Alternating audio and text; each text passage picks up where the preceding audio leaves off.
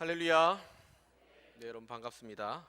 우리 옆 사람 바라보면서 한번 인사하기 원합니다. 점심 잘 드셨습니까? 네. 몇 분은 굶으신 것 같고 다이어트 하신다고. 네. 우리 한 번 더 인사해 볼까요? 이렇게 한번 인사합시다. 이번에는 이렇게 인사할게요. 우리의 작은 헌신이 건강한 교회를 세워갈 것입니다. 네, 우리의 헌신은 아주 작아요. 근데 그 헌신을 통해서 주님께서 기뻐하시는 아름다운 교회로 성장할 여지가 있다라는 것을 말씀드립니다. 1955년도 가을에 미국 오리건주에 있는 유게네라는 마을이 있습니다. 거기 아주 조그만 농촌 마을인데 그곳 마을회관에서 한 편의 홍보 영화가 상영이 되고 있었습니다.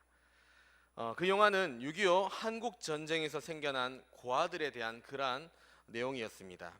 특히 전쟁 중에 미군 병사들과 한국 여인들 사이에서 태어났던 호녀라에 대해서 소개하면서 그 버려진 고아, 그 고아들을 돌볼 수 있는 사랑의 손길을 찾는다 하는 그러한 내용이 바로 그 영화의 주된 내용이었습니다.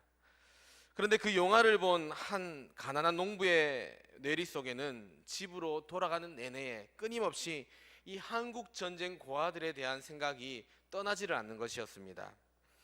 그러면서 우리는 시골의 가난한 농부에 불과한데 어떻게 저 아이들을 도울 수 있을까라고 계속해서 생각하기를 시작했습니다. 하지만 앞서 말씀드렸다시피 그 부부는 가난했어요. 그러다 보니까 자신의 형편으로는 도울 수 있는 방법이 없었기 때문에 그 생각을 끊임없이 떨쳐버리려고 그렇게 애를 썼다고 합니다. 그런데 그럼에도 불구하고 시간이 흐르면 흐를수록 그날 보았던 그 한국 전쟁 고아들에 대한 장면이 너무나도 선명하게 이 사람들의 머릿속에 클로즈업 되어서 끊임없이 남아있는 것입니다. 마침내 두 부부는 손을 잡고 기도하면서 의논한 결과 농장 중의 일부를 팔아서 자금을 마련하고 1955년 10월 12일에 직접 한국으로 나가서 무려 12명의 혼혈 고아들을 양자로 입양을 하게 됩니다. 그리고 이 같은 사실이 지역 신문을 통해서 알려지자 그 사람들을 돕겠다라는 그런 연락들이 각처에서 쇄도했고 자신들도 이 고아들을 양자로 그렇게 드리겠다라는 가정들이 그 사람들 때문에 하나둘씩 생겨나게 되었습니다. 결국 이 일을 계기로 그 부부는 16,000여 명의 한국 전쟁 고아들을 미국 가정으로 입양시켜주는 그런 사역에 헌신을 하게 되었는데 그 농부의 이름이 바로 홀트 아동복지회의 설립자였던 해리 홀트입니다. 홀트 많이 들어보셨죠?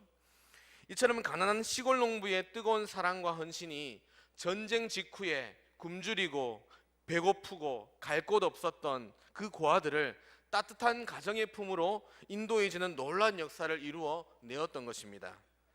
우리가 신앙생활을 하는 데 있어서도 이렇게 온전한 헌신과 사역은 성숙한 신앙의 그렇게 증거가 됩니다.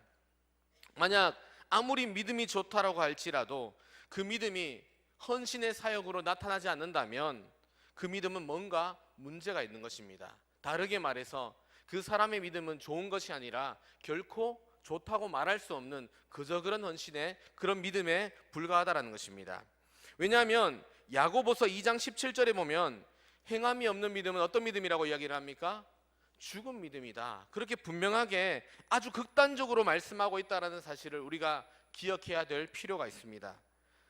많은 사람들이 교회 안에서 헌신이라는 단어를 참 많이 사용하는 것 같습니다. 조금 전 우리가 찬양할 때도 헌신이라는 찬양 중에서 단어가 나왔습니다. 혹시 기억하세요? 이런 교회 되게 하소서 할 때 그 곡 안에 헌신이라는 단어가 있었습니다.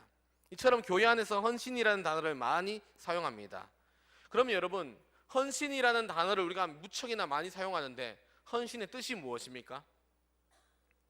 헌신이 무엇이죠?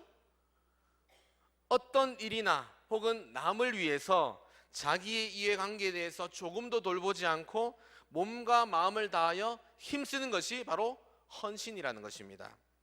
따라서 성도들의 헌신이란 크게는 주님을 위해서, 그리고 좀 더 구체적으로는 주의 몸된 교회와 교회의 일들을 위해서, 혹은 나의 도움이 필요한 다른 사람들을 위해서 내가 가진 모든 것들을 전폭적으로 드리는 행위가 바로 무엇이다? 헌신이다. 이것이 바로 진정한 헌신이다라는 것입니다. 오늘 우리가 읽은 본문은 성전을 지키는 여인을 통해서 이 물두멍을 만드시는 하나님의 사역에 대해서 이야기를 하고 있습니다. 오늘 기록은 앞서 1절에서 7절까지의 번제단 제작에 대한 말씀에 이어서 번제단과 긴밀한 연관이 있고 또한 성소 출입구 쪽에 배치될 이 물두멍에 대한 기록입니다. 여러분, 물두멍은 제사장들이 성막에 봉사하러 들어가기 전에, 그리고 번제단에서 제사를 집례하기 전에 먼저 정결례로서 손발을 씻는 일종의, 쉽게 말해서 세숫대야로 볼 수가 있는 것입니다. 이러한 물두멍의 기능은 두 가지의 교훈을 우리에게 허락해 주고 있는데요. 첫째는 제사장들이 성막 봉사를 위해서 반드시 이 손발을 씻어야 했듯이 누구든지 물과 성령으로 거듭나지 않는다면 하나님의 일을 감당할 수 없다라고 하는 것입니다. 여러분, 죄로 더럽혀진 우리가 하나님께 나아갈 수 있겠습니까? 결단코 하나님께 나아갈 수가 없습니다. 왜 그렇습니까?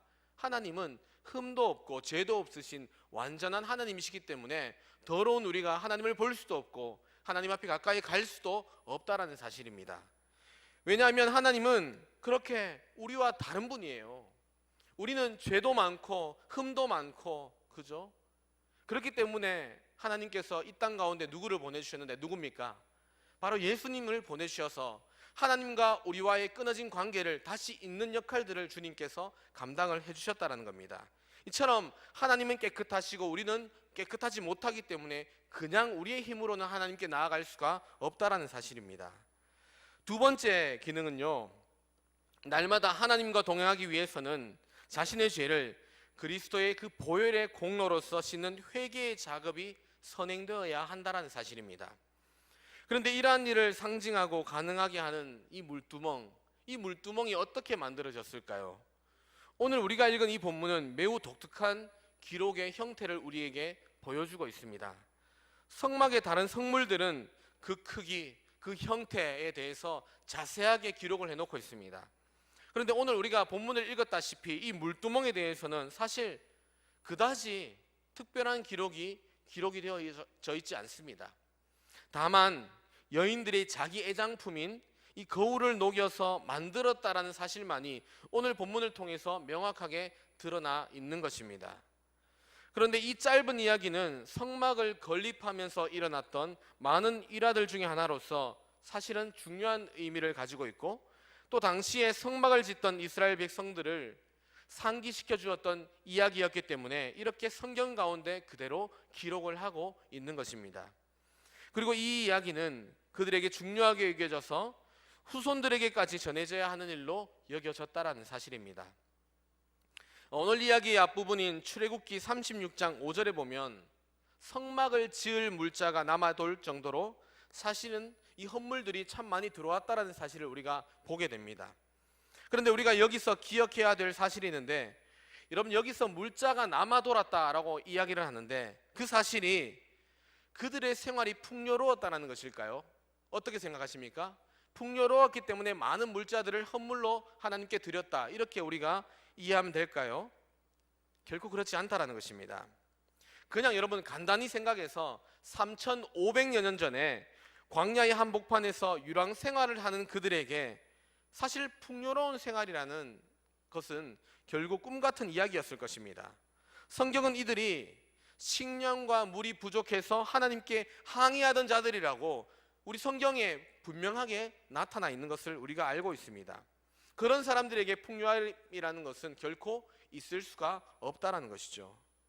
그러나 그들은 이렇게 물질적으로 조금 더 풍요하지 않았다고 할지라도 영적으로 하나님을 향한 믿음도 있었고 신뢰도 있었기 때문에 하나님의 그 거룩한 사업에 기꺼이 투자할 수가 있었다는 것입니다. 즉 오늘 본문에서처럼 자신이 아끼는 모든 것들을 하나님께 드리는 그러한 정성과 헌신이 있었기 때문에, 다시 말해 넉넉한 믿음의 분량들이 그들 안에 있었기 때문에 하나님의 사업을 감당할 물자들이 남아돌게 되었던 것입니다. 그리고 오늘 이 물두멍은 회막문에서 수종드는 여인들의 거울로 만들어졌다라고 분명히 기록을 합니다. 아마도 이 레위 지파의 여인들이 그들의 거울을 모아서 성막 안에 한 기구를 만들도록 그렇게 헌물을 한 것 같습니다. 그런데 여기서 분명히 우리가 놓치지 말아야 될 사실이 있다면, 이 여인들에게 있어서 이 거울이라는 것은 매우 중요한 의미를 가지고 있다는 것입니다. 오늘날도 마찬가지 아니겠습니까? 우리 여기 권사님도 계시고 여자 집사님들도 계신데 거울 없으신 분 계십니까? 네, 지금 또 가방을 뒤적뒤적 하시는데, 가방에 보면 거울 하나씩 다 들고 계실 겁니다. 여러분, 거울 없이 외출할 수 있습니까? 잘 못하잖아요, 그죠? 아무리 예쁘게 생긴 사람이라도 거울이 꼭 있어야지 외출을 할 수가 있는 겁니다. 이처럼 그때나 오늘날이나 이 거울이라는 것은 여인들에게 있어서 무척이나 중요한 것이었습니다.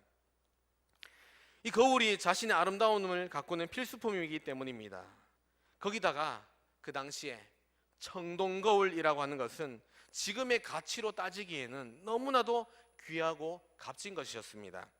그런데 오늘 성경은 여인들이 그런 귀한 거울을 바쳤다라고 고백을 하고 있습니다. 여러분, 이것이 우리에게 어떤 의미로 다가옵니까? 이것이 과연 무슨 뜻입니까?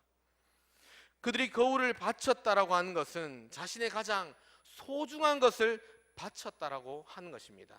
또한 한편으로는 자신을 죽이고 자신을 부인하면서 하나님께 온전히 헌신한 이 뜨거운 신앙의 모양이라고 하는 것입니다. 이것이 무척이나 대단한 헌신입니다. 이 여인들은 이러한 아름다운 헌신의 향기를 통해서 하나님 앞에서 거룩하게 사는 삶에 대해서 선택을 하고 있는 것입니다. 그런데 어떤 이들은 이렇게 거룩하게 사는 것이 나와는 조금 더 상관없는 일이야, 그렇게 생각합니다. 다시 말해서 이렇게 거룩하게 사는 것은 광신적인 믿음을 가진 사람들만 하는 일이야, 그렇게 그냥 얘기하고 마는 것입니다. 그런데 이 일은 결코 그런 사람들만의 몫이 아닙니다. 그리고 우리가 쉽게 그저 포기해야 될 문제도 아닌 것입니다. 이것은 여러분, 밥 먹는 일이 귀찮고 힘들다고 먹는 일을 우리가 포기합니까? 여기 다 포기하지 않으니까 다 숨쉬고 살아있는 거 아니겠습니까? 포기하지 않습니다. 귀찮아도 밥을 먹습니다. 거룩하게 사는 일을 포기하면 물론 잠깐 편할지도 모르겠습니다. 하지만 그들의 인생에 결국에는 가서 마지막을 보자면 큰 해악을 끼치게 되는 것입니다. 이처럼 우리는 밥 먹는 일이 힘들다고 포기하는 것이 아니라, 거룩한 일이 힘들다고 포기하는 것이 아니라 해야 될 것들은 해야 된다는 것입니다. 다시 말해, 하나님을 만나는 일은 단지 거룩해지려는 취향을 가지고 있는 사람들만이 취미로 하는 일이 결코 아니라는 사실을 기억해야 합니다. 하나님과 동행하고 하나님과 가까이 하는 삶은 인간이 기본적으로 갖추어야 할 본래의 본성을 회복하는 일이고, 하나님 안에서 참 자유를 회복하는 일이라는 것입니다. 그러므로 하나님께 나아가고자 하는 사람들은 무엇보다도 가장 먼저 자기 자신을 정결하게 해야 합니다. 또한 하나님께서 항상 늘 나와 항상 함께 하시는 분이심을 우리가 잊지 말고 그분을 따라 살아가야 한다는 것입니다. 물론 잠깐 헌신하는 것, 그건 누구나 다 하는 일입니다. 그런데 언제나 하나님 앞에 사는 삶, 이것은 정말로 쉽지 않습니다. 하지만 그곳에 그럼에도 불구하고 하나님의 역사가 있다는 사실을 우리는 잊지 말아야 합니다. 이런 이야기가 있습니다. 건축회사에 다니던 한 간부가 은퇴를 앞두고 있었다고 합니다. 이 사장은 너무나 고마웠겠죠. 그래서 수십 년간 회사를 위해서 일해주는 간부가 너무나 고마워서 무엇을 해줄까, 어떤 선물을 해줄까, 그렇게 고민을 하게 됩니다. 그러다가 그 간부에게 자신이 살 집을 그렇게 짓게 하고 그 집을 은퇴하는 날 깜짝 이벤트로 선물로 주어야지, 그렇게 마음을 먹게 되었습니다. 그러면서 그 간부를 불러서 말합니다. 그동안 우리 회사를 위해서 너무나 많은 수고를 해주셔서 감사합니다. 이제 은퇴 전에 마지막으로 세상에서 가장 아름다운 집 하나만 좀 부탁인데 건축해 주세요. 여러분, 그 간부가 어떻게 받아들였겠습니까? 그래, 마지막인데 최선을 다해서 열심히 집을 지어야겠구나, 이렇게 하는 사람 있겠습니까? 우리 청년부에도 보면 지금 말년병장 한 친구가 있는데, 그 말년병장에게 야, 너 전역하기 전에 이 힘든 거 요거 하나만 해줘, 이렇게 하면 누가 기쁨으로 받아들이겠습니까? 당연히 투덜투덜거리지 않겠습니까? 이 간부도 마찬가지로 마지막까지 끝까지 일을 시키는 이 사장을 너무나도 못마땅하게 생각을 했다고 합니다. 그래서 집을 짓는데 어떻게 지을까요? 그래도 우리 예수 믿는 사람이라면 그렇지 않을 텐데 대충 짓습니다. 재료도 대충 쓰고 철근도 대강 사용합니다. 또한 감독 또한 철저하게 하지 않습니다. 겨우 이 준공 검사만 맡을 정도로 최소한으로 그렇게 집을 짓게 되었습니다. 물론 보기에는 무척이나 아름답고 멋있는 집이었습니다. 그러나 그 집은 앞서 말씀드렸다시피 부실공사로 지어졌기 때문에 오래가지 못할 것이 뻔합니다. 은퇴하는 날 사장은 모든 회사원들 앞에서 이야기를 합니다. 우리가 사실 지어달라고 한 이 집은 사실은 당신이 살 집입니다. 은퇴 기념으로 당신에게 주려고 지은 집입니다. 여러분, 이때 이 간부의 표정이 어떠해야 합니까? 우와, 감사합니다 이렇게 해야 되는데 그 얼굴빛이 너무나도 말할 것도 없이 이렇게 너무나 슬펐던 것이죠. 그 이유가 무엇입니까, 여러분? 당연히 이 사람은 누구보다 잘 알고 있어요. 이 집이 오래가지 않아 무너질 것을 잘 알고 있었습니다. 끝까지 최선을 다해서 최상의 재료로 집을 지었더라면 그 사람의 남은 인생이 얼마나 아름다웠겠습니까? 하지만 그 사람은 끝까지 성실하지 못했기 때문에 마지막이 되어서야 안타깝게도 큰 후회를 해버리고 말았던 것입니다. 이처럼 우리는 무엇을 하든지 처음보다는 끝이 좋아야 하고, 또 무슨 일을 하든지 하나님께서 항상 나를 지켜보고 계시다라는 그 생각으로, 그 믿음으로 우리에게 맡겨진 일들을 감당해야 할 줄로 믿습니다. 물론 믿는 사람들이라면 이 거룩함의 모습에 대해서 한 번도 가지지 못한 사람들은 없을 것입니다. 문제는 그 거룩한 모습들이 우리 안에서 끊임없이 나타나야 됨에도 불구하고 너무 잠깐 나타나고 또 자주 변하고 또 얼마 가지 못해서 무너져 버리는 역사들이 얼마나 많이 있습니까? 쉽게 말해서 잠깐 흉내만 내고 마는 그런 신앙이 너무나도 문제라는 것입니다. 여러분, 비행기 타보셨습니까? 비행기는 이륙을 잘해야 합니다. 그죠? 그런데 이륙보다 더 중요한 것이 있습니다. 무엇일까요? 이륙을 잘했지만 착륙을 잘 못하면 끝납니다. 바로 주님 만나러 간 거죠. 이처럼 착륙이 더욱더 중요합니다. 만약에 착륙이 잘못되면 이제까지 아무리 그 비행을 성공적으로 해왔다 할지라도 그 마지막 단 한 번의 착륙의 실수로 인해서 그 모든 수고와 노력들이 물거품이 되어버리고 말 것입니다. 우리의 인생도 마찬가지입니다. 너무나도 초라하고 처음에는 너무나 많이 힘듭니다. 또 살아가는 과정 속에서 실패와 실수 얼마나 많이 있습니까? 완벽한 사람들이 없잖아요. 그러나 마지막 결론을 아름답게 끝낸 사람이라면 그 사람은 성공한 사람이다, 이렇게 이야기를 할 수가 있을 것입니다. 마찬가지로 우리의 신앙도 끝이 아름다워야 합니다. 지난주에 제가 어떤 책을 보면서 여러분 혹시 아십니까? 장기려 박사님 들어보셨습니까? 이분은 부산 출생으로서 의사예요. 고향은 함경북도인가 그런데 6.25 때 이렇게 내려오셨다가 1.4.5 때 내려오셨다가 부산에서 자리 잡고 그렇게 평생을 가난하고 소외된 사람들 섬기면서 살았던 참 그리스도인 중에 그리스도인이셨습니다. 얼마나 멋진 분이셨냐면 그분은 아까도 말씀드렸다시피 가난하고 소외된 사람들을 위해 살았어요. 한 번은 돈 없는 어떤 한 사람이 병원에 찾아왔습니다. 매우 유명한 얘기인데요.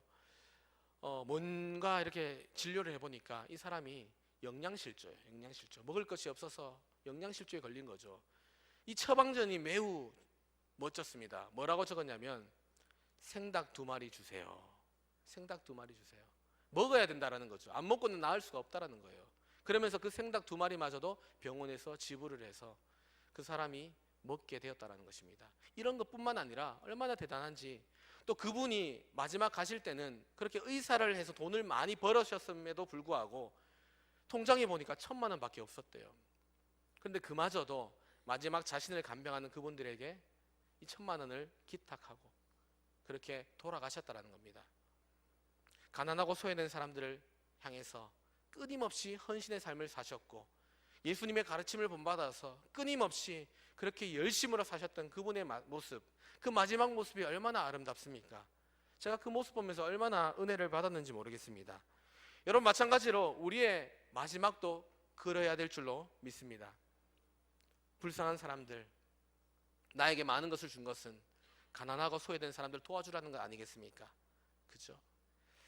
그러므로 끝까지 거룩한 삶을 위해서 최선의 삶을 다하시는 저와 여러분 되시기를 바랍니다. 사랑하는 여러분, 갈라디아서 2장 20절의 말씀 잘 하실 것입니다. 우리 함께 찾아서 한번 같이 좀 읽었으면 좋겠는데요. 갈라디아서 2장 20절의 말씀 한번 찾겠습니다.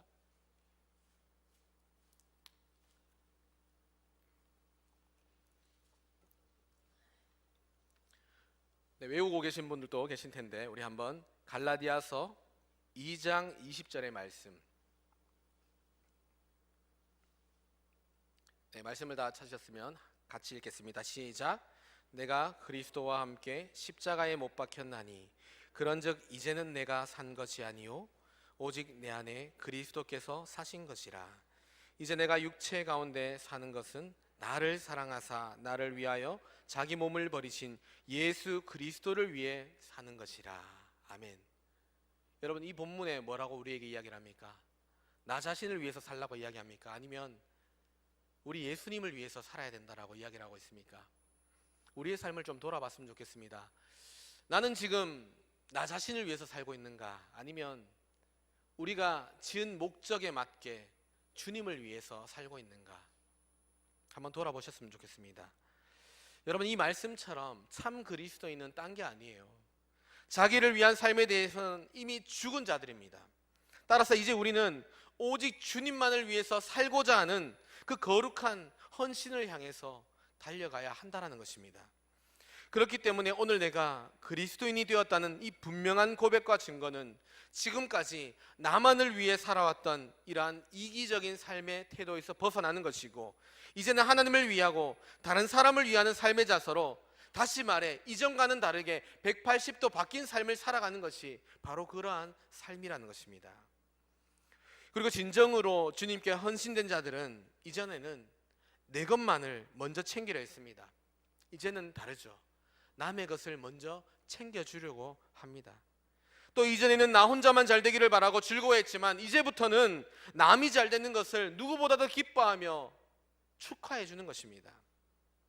또한 전에는 내 배만 부르고 등만 따시면 좋았지만, 누가 뭐래도 나만 편하면 그만이었지만, 이제는 주님을 만나고 난 이후부터의 나의 삶은 그렇지 않아야 합니다. 이러한 삶이 바로 거룩한 헌신에 동참할 수밖에 없는 구속의 은총을 입은 저와 여러분의 모습이 되어야 할 것입니다. 그런 면에서 이제 우리 모두는 역설적으로 걸레 같은 그리스도인이 되어야 합니다. 여러분, 어감이 이상하죠? 걸레 같은 그리스도인. 그런 의미로 우리 옆에 있는 사람께 한번 다시 고백했으면 좋겠습니다. 우리 함께 걸레 같은 그리스도인이 됩시다. 말하면서 조금 뭔가 어감이 이상해서 잘 안 하고 싶어하는 그런 마음들이 있는 것 같은데요. 여러분, 무슨 말입니까? 더러운 방바닥 위로 이 걸레가 지나가면 어떻게 됩니까? 깨끗해지지 않습니까? 방바닥이 깨끗해지고, 또 더러운 책상 위로 지나가면 책상마저도 깨끗해지고, 또 쏟아진 물이나 음료수 위에 지나가면 마찬가지로 그 주위가 깨끗하게 닦여지지 않습니까? 마찬가지로 우리 주위에 혹은 우리 공동체의 구석구석에 여전히 닦아내야 될 부분들이 있거나 해결해야 될 문제가 있고 치유해야 될 상처가 있다면, 바로 나의 손길과 발길이 닿고 나의 사랑과 관심과 정성이 닿기만 한다면 그 모든 문제들이 깨끗하게 해결이 되어지는 것입니다. 그런데 그 이후에 이 걸레는 어떻게 됩니까? 걸레는 어떻게 됩니까? 사실 방 한구석에 내팽개쳐 져버리고 마는 것입니다. 그 어떤 인정이나 대가를 받을 생각조차 하지 않습니다. 이처럼 아무 말 없이 묵묵히 자신에게 맡겨진 그 사명을 잘 감당하며 살아가는 삶, 이것이 바로 헌신의 삶으로 주 앞에 드려진 삶이 되는 것이고, 참 그리스도인의 사명이자 참 그리스도인의 모습이 되는 줄로 믿습니다. 그러므로 우리 모두 이와 같은 헌신을 위해서라면 나 자신이 너덜너덜한 걸레가 될 때까지 주님께 마음껏 쓰임받기를 간절히 소망합니다. 여러분, 말씀을 맺겠습니다. 오늘도 하나님께서는 측량할 수 없는 은혜를 입은 우리를 향해서 내가 누구를 보내며 누가 우리를 위하여 갈꼬 라고 말씀하시면서 주 앞에 헌신할 한 사람 한 사람을 애타게 찾고 계십니다. 교회마다 연말이 되면 비상이 됩니다. 왜 그렇습니까? 목사님, 저는 힘이 없어요. 저는 감당할 여력이 안 돼요. 나이가 많아요. 지혜가 없어요. 재능이 없어요. 돈도 없고 시간도 없어요. 그렇게 핑계를 대는 분들이 얼마나 많은지 모르겠습니다. 여러분 한번 묻겠습니다.